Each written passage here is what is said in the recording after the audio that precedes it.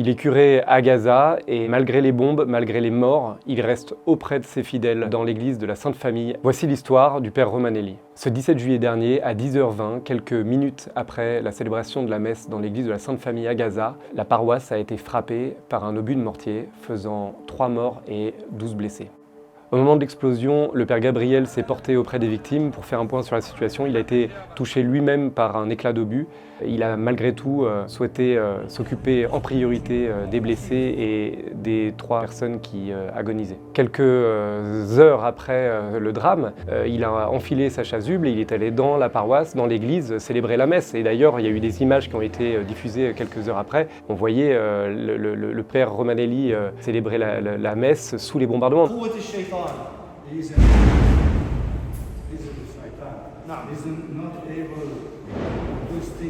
C'est sa manière de vivre son sacerdoce. Il le vit aussi le reste du temps dans les rationnements. Il préfère nourrir en priorité les plus jeunes, les personnes handicapées, etc.